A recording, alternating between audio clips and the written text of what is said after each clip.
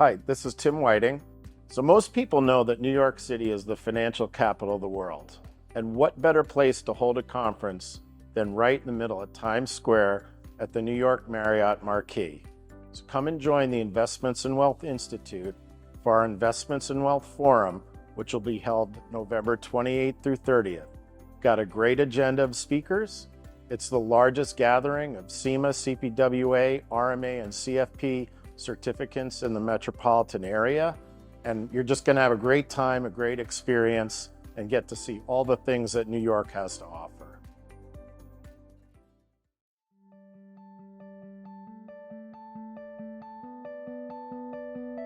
We're proud to welcome you to the Exceptional Advisor podcast series, brought to you by the Investments and Wealth Institute. This series aims to help you to better serve your clients, differentiate yourself from the competition, and enhance your ability to communicate those differences. Hi, I'm your host, Bob Powell. My guests today are Danielle Labotka, she's a behavioral scientist at Morningstar, and Sam Lamas, she's a senior behavioral researcher also at Morningstar, and co-authors of the report, Why Do People Hire Their Financial Advisor? So Danielle and Sam, welcome to the podcast. Yeah, thank you for having us. It's a pleasure. So before we get going, for the benefit of our viewers and listeners who may not be familiar with you and your background and your work, do you mind giving us a brief description? Danielle, you want to go first? Yeah, so I actually come from an academic background. So I did my PhD in psychology at the University of Michigan and then continued on afterwards as a postdoc for a while. And so I was doing a lot of research in cognitive psychology, but one of the things that is kind of difficult in the academy is to have a real practical application to your research. There are certainly researchers in academia who do that well, but it's certainly more difficult. It's, the ivory tower for a reason. And so I started to think about how I could do research that could really help people live their lives in a better way. And I think that that's really something that behavioral finance does well. Everybody has to deal with money in our society. Even the people who say I'm going to let somebody else make the decisions for me, they still have made a money decision in doing that. And so I think that one of the great things about the Behavioral Insights team at Morningstar is that we do a lot of research about how people think and act towards their money, but then we also take a very serious approach in thinking about, well, what can we learn that can be applied in people's lives? What can be learned that can be applied by financial advisors? And one of the great things that we have the opportunity to do a lot of is talk to financial advisors like your audience who are really engaged and wanting to learn more about how, behavioral research can help them do their job better. And that's something that also helps us do our job better. And so I'll let Sam talk a little bit more about kind of the different approaches that we take on that. Yeah, Sam, eager to learn more about you and your background. Yeah. So my name is Samantha Lamas. I'm a senior behavior researcher here at Morningstar.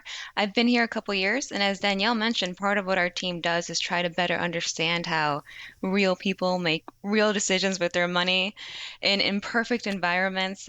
So we all know that we're not all perfectly rational creatures. So we kind of come in with that knowledge and try to better understand how we could help people, lead them in the right directions with their finances. And usually that results in white papers, insights, exercises, tools. We're always trying to make this actionable for investors and advisors who serve them.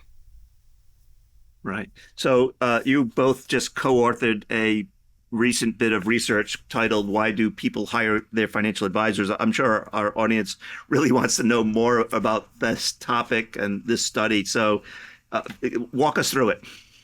Yeah. So for this paper, there's kind of this existing narrative out in the field that advisors get hired to handle this one specific issue that the client is facing. But we think there's more to the story, specifically because you have research like Vanguard, right, that show that one of the most important things advisors do is this behavioral coaching angle. So we wanted to better understand how behavioral coaching or these more emotional factors factor into the hiring decision. So in our research, we asked people, Please list some reasons why you hired your financial advisor. It was completely open text. People were given the flexibility, the space, the privacy to just write in their own thoughts. And what came out was very emotional. So as you'll see in the paper, some of the top reasons people hire their financial advisors are specific financial needs. So we do see that. We do see that one pop up, but we also see things like trying to help clients handle their own discomfort handling financial issues, or behavioral coaching. So people want a second opinion, a guiding hand, etc. We also see recommendations coming in. So referrals, advisors already know that one. And also we see that the quality of relationship the client has with their advisor really factors into an advisor actually getting hired. Anything I missed there, Danielle? Right. And No, I think that's a great summary. so when you talk about people coming in to hire a financial advisor, they don't necessarily say, well, they might say, I need help saving for retirement or saving for my children's college education or whatever it might be. They don't necessarily come in and say that I'm having trouble managing my money, or do they? I think it'll depend on the person, but in general, there is kind of this tendency that people have to want to have kind of good stories about themselves, right? Nobody wants to be the villain in the story or the sidekick. Everybody wants to be their own hero. And so walking into an office with a complete stranger and potentially your spouse, you're going to be subjected to this social desirability bias, which basically is, we want to act in a way that, makes us look good to the people around us. And so if you come in the door and you're like, hey, I am terrified of saving for retirement and I have no idea what I am doing, right? That's probably not the image you want to present to yourself, to a stranger, to a loved one who maybe is depending on you as their primary source of income, or depending on you for a whole slew of other things. And so it is one of those things where financial advisors know that emotions are very important in the financial advising process. But when people come into the office for the first time, they're not necessarily going to be ready to talk about those with you. And so being able to take a step back and say, hey, maybe the person is not going to walk in and directly tell me their hopes, fears, and dreams right off the bat in a very vulnerable way. But I can make an educated guess that the person in front of me might be feeling that, right? So when we look back at our findings, we saw that, those specific financial goals and needs, that showed up about in a third of the responses that we got from participants. So if somebody sits down in front of you and they say, I want help with retirement, and you're like, great, here are all the ways I can help you with retirement, there's a chance that you're talking to somebody who would have given us a response that was completely different. And you're not tapping into those concerns if all you're doing is talking about, here's how I'll resolve this specific issue that you have. And so being able to kind of read their mind without pointing fingers, I feel like is a great thing that people could do. Talk about, yeah, we can help you save for retirement. And, one of the things that I see with a lot of my clients are that people are worried about how they're going to get there. And they feel like they're going to make mistakes. And, I'm somebody who can help you learn how to do the right thing. I'm somebody who can be a sounding board to help you make good decisions, to help you through those complicated times in the market. And so it's kind of a way of like bringing it up without saying, hey, I bet you're feeling really scared right now. Because again, people don't typically like to feel like they are being seen as less than the hero of their own story. Right. And certainly they don't want to be judged for maybe not having done it well enough, right? To have the skeletons in their closet come out about whatever they've done wrong with their money. Yeah. And Yeah, the only thing Go ahead. I would add there is that was one of the strengths of our experimental design, or design of our survey in particular, because we were asking people in an open text online survey, they weren't facing that social desirability bias. They weren't in front of that stranger that is swaying what they're saying. So that's why what came out was kind of contrary to what maybe advisors usually get in that first meeting. Uh, Tell me more about in the report. You talk about who actually hires a financial advisor. There's some interesting findings there. Yes, and I did pick that up because I know that's something that people are always interested in. So for that analysis, we actually looked at a few different factors. So we did find that individuals who had hired an advisor had a higher income, higher amount of investable assets. They tend to be older, and thus have more years investing. We also found that a greater proportion of women were more likely to hire a financial advisor, um, and a greater proportion of white investors were more likely to hire a financial advisor. So nothing too surprising there, except maybe the woman one, which is kind of, I think, pretty interesting. Yeah. Do you think there's anything to be said about how advisors might target their prospects, or how they might think differently about prospecting? Yeah, so actually, as part of our paper, one of the things we did at the end of the paper is that we provided this exercise on messaging or marketing materials, which is one way of prospecting, right? So in that exercise, we call it a value prop makeover. So we give advisors this three-step process is try to rephrase some of their messaging to sort of tap into these more emotional factors that investors may be coming to them in the first place for. So we could talk a little bit more about that. Sure. Well, I want to go through all Yeah. you have the three action items that are in the report as well. There is one thing I wanted you to sort of cover, which was this notion of some takeaways. And one of the takeaways that I thought was really interesting is having to do with recognizing that clients and prospects don't want to talk about you helping them control their emotions or staying in control of their emotions. I'm eager to learn more about that, because I think a lot of advisors think that's what they do, is they take the emotion out of investing or financial planning or investment advice, but that may be the wrong message. Yeah. So one of the things that we know from research that Vanguard has done is that, behavioral coaching is one of the major quantifiable value adds that advisors provide their clients. But we've done previous research that kind of looked at the ways in which you can talk about behavioral coaching to clients, and it's found that not all wording is created equal. So people don't typically like the phrasing of behavioral coaching, or they don't want to hear about, I need to stay in control of my emotions. Again, it comes back to what kind of story do you want to tell about yourself? Like, are you wanting to tell the story, I'm somebody who flies off the handle if I see a negative red number in my portfolio for the day? Probably not, right?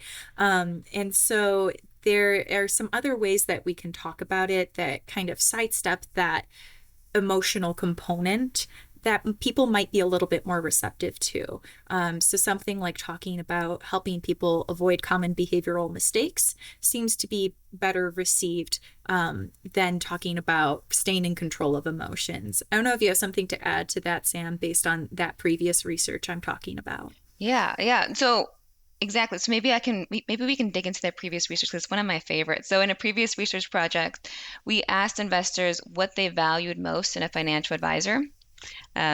We also asked advisors what they think investors value, but that's on the side.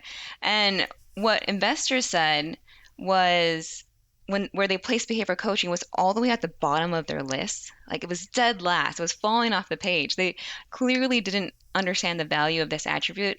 And one thing we realized that could be a product of how we were describing it. So we called it helps me stay in control of my emotions. So as Danielle pointed out, people don't like being told that they need help controlling their own emotions, and that really came out in our survey results there. So we followed up that study with another iteration where we tried out 5 different ways of describing behavioral coaching, and we found out that at least 3 of the ways of describing behavior coaching did move the needle a little bit. So it wasn't dead last on people's list anymore. It was somewhere in the middle. So there's no magic wand, right? We're not going to get everyone on board, but quite a few more people did recognize the value of this attribute just by changing a few words around.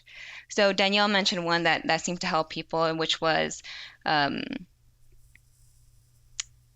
helps me make financial financial decisions with a cool head. So using that colloquial language also helps me avoid common behavioral mistakes. So that word common there, that's what Danielle referred to, just helping clarify for the person these are issues that we all face. It's not something particular to them.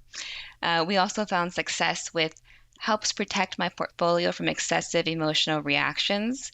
So just giving them that example of panic selling during downturns, that's something that I think everyone can sort of relate to, that sinking feeling in your stomach when the market is going crazy and you see your portfolio following suit. So making it real for people and helping them recognize like, hey, maybe I do need some help with that. And that's where a behavioral financial advisor, we like to call them behavioral coaches as well, can sort of play into that. Yeah.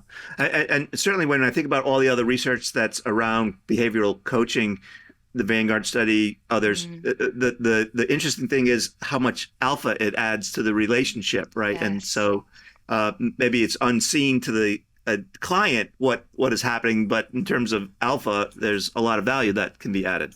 Yeah, and I think that that's one of the things that we see a lot in this research and in other research, which is that like clients and investors, they don't know what they don't know about what financial advisors bring to the table. And I think that that's something that is a bit of an uphill battle for financial advisors. When you are in the thick of it, it's your profession, it's your bread and butter, you do it every day. Sometimes we forget that what we know about financial advising is not common knowledge. And so giving people at the start some idea of the things that financial advisors can do for them outside of handling their portfolio, like that behavioral coaching, which is a great alpha generator, can be really eye-opening for people and help them see, well, oh, I didn't even know this was something that a financial advisor could help me with. But now I do, and that sounds great. Like, who doesn't want more alpha? Pretty much nobody would say that they would turn that down if given the opportunity. So I think that that's something when we go to the exercise and start to think about it a little bit more, I think it's important to try to remember what it feels like to not know what financial advisors do. Or think about somebody who you care about who has no idea what you do for a living. And so you have to explain it to them, to put yourself in the position of somebody who doesn't necessarily know all the things. And being able to convey that value and the ways in which financial advisors can help people outside of what they might expect is, I think, a very powerful thing advisors can do in that prospecting phase. Yeah. Just a quick follow-up, Danielle. Like when I think about behavioral coaching, I think about it sort of in extremes, which is on the one hand, I might sort of explain to you what loss aversion is or recency bias or overconfidence, but that's not necessarily what you're talking about, like teaching your clients about these cognitive biases that they may have, right? It's something different than that. Yeah, it's more about being somebody who can put up guardrails along the way, right? What we know from previous research on cognitive biases is that like knowing that you have a cognitive bias does not stop you from falling prey to it. It does not stop you if you are a professional. It does not stop you if you're a cognitive scientist and this is what you study for a living. And so I think that it's important for everybody to recognize that, yes, it's good to know that these biases exist and it can be very informative to people, but education on its own is not really enough. So how can we take it a step further into action? And when you look at a lot of our reports, that's kind of the direction that we take it in, is like, okay, well, you can teach a certain level of like, here's what a cognitive bias is and here's how it might affect you in market downturns, but let's create a plan so that, you know, and as an advisor, you can provide actual tools, solutions, safety nets, so that when those cognitive biases are going to be the most primed to take effect and have people make mistakes that they're going to regret later, that as a financial advisor, you can still step in and help redirect that behavior so that that's not what happens. So that, yeah, you thought about it, right? You fell prey to recency bias. You said the market's going down. It's going to keep going down. It's all going to go away. But you didn't act on it, or you acted in a way that was productive. And I think that's what financial advisors can really do, is not just teach, but also know when to step in and how to redirect. Sam, anything to add to that? I think I would go with a more dire outlook, which is that not only do investors not understand everything that advisors bring to the table, but they have this wrong misconception of what advisors do. So going back to that value advice research I mentioned, among pretty high on the list was maximizing returns. So investors still have this idea that an advisor's job is just to maximize returns, which is not a good narrative, right? Because one, it's something that's very dependent on the market, right? So if the market goes down, it's the advisor's fault. And I think we see that a lot in how investors talk about their advisors. And then two, if we're just focused on returns and portfolios by themselves, I mean, that's something that technology has really come in and helped people manage on their own without an advisor. So that's one of the things that we're hoping that this paper can do, at least on the individual investor side, just open people's eyes to everything an advisor can do besides just financial things.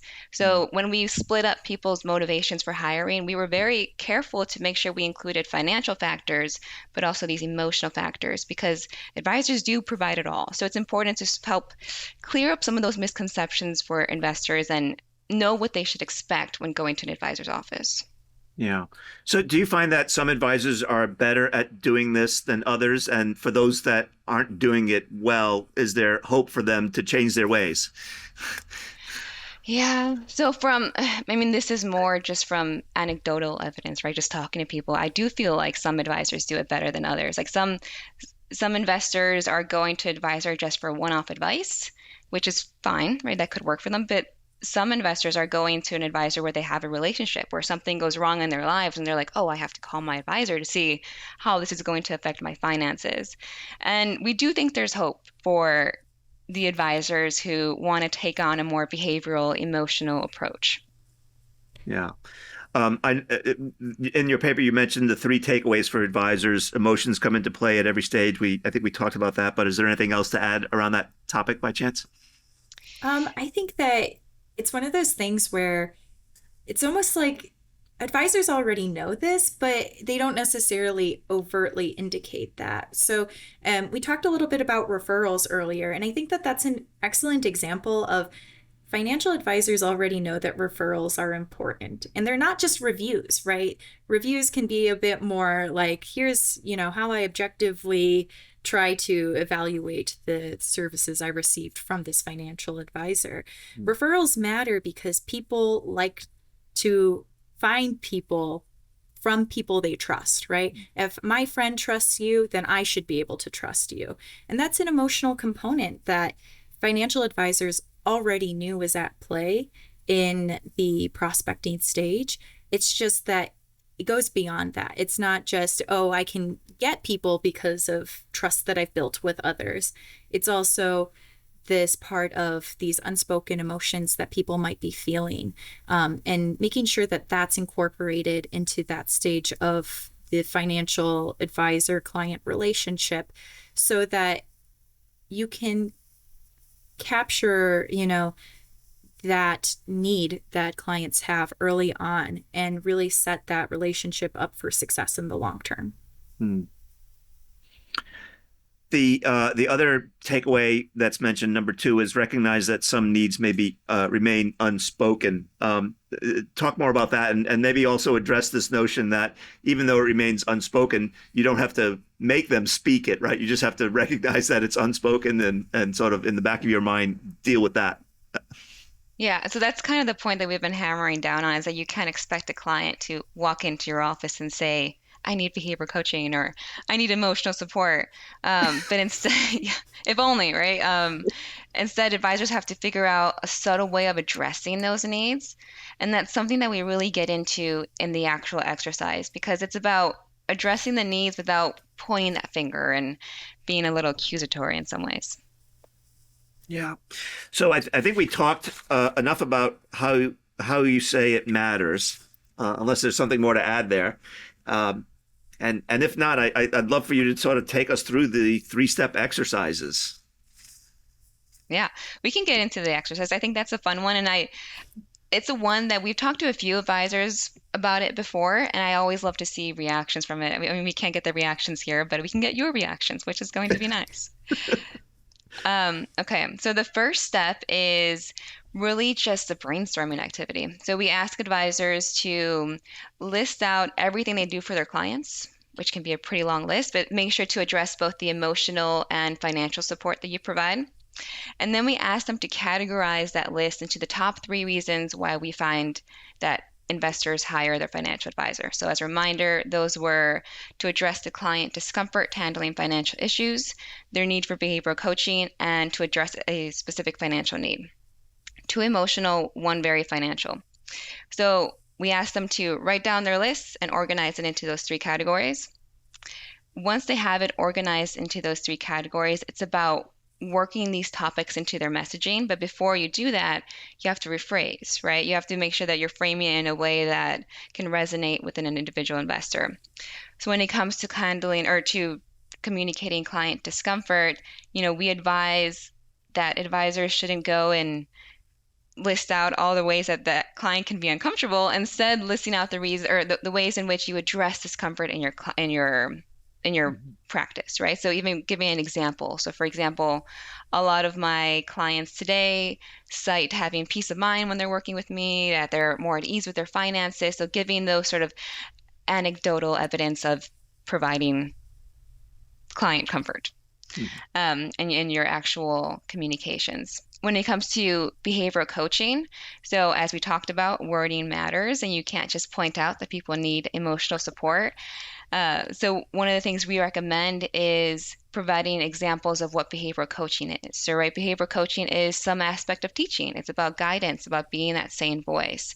So having those examples in your language instead of just saying behavioral coaching. And when it comes to specific financial need, I think it's all too easy just to list out that you can provide retirement advice or, inheritance advice or whatever else you do. But it's important for advisors to then connect it back to a person's financial goals or their motivation for saving in the first place. So this deeper why of why they're saving money and making money and doing all this. And advisors are really in this key area to help people make those connections and have that more deeper conversations with their clients. And then step 3, or once you have those rephrases, it's about making it into a value prop that's 1 to 2 paragraphs long. In the exercise, we actually provide a few examples of us going through this exercise with a fictitious value prop that we actually source from reading advisors' articles or reading advisors' websites and creating our own. So it's not anyone's specific value prop, but it's kind of inspired by actual language that advisors tend to use. And you can see us going through, crossing things out, etc. And then in step 3, it's kind of more of a writing tip than anything, but it's about making your messaging clear. So we give the example, or we give the advice of going through your value prop draft, highlighting the areas where you're addressing these top 3 financial reasons or reasons that people hire their financial advisors.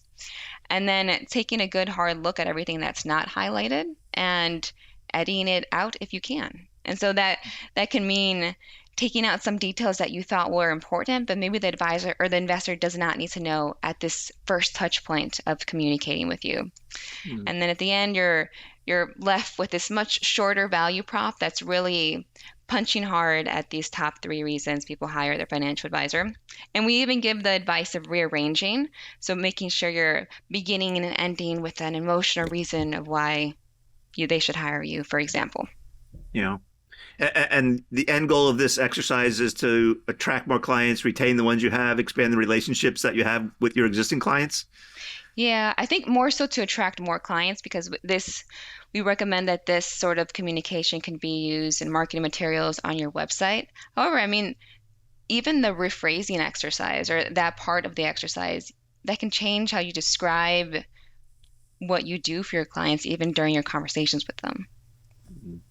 I think when you asked earlier if there was hope for advisors who are not so great at these things at first glance, this is a great example of, how you can start to rework those skills a little bit. And the practice of going through and thinking critically about, well, how am I describing these things? How am I presenting them?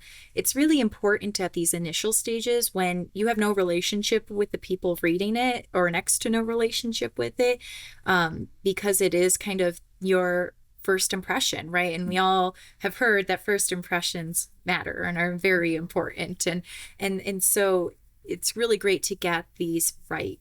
But also, as Sam is pointing to, as you start working on rephrasing how you're talking about these things in these introductory communications with clients, you might stumble upon something where you're like, hey, that sounds pretty good. I might be able to communicate this with clients who are having issues understanding X, whatever it was I just rephrased. Yeah. And so getting the practice of thinking critically about what you say, how you say it, how you structure it is really important for those introductory, communications, but they can be applied to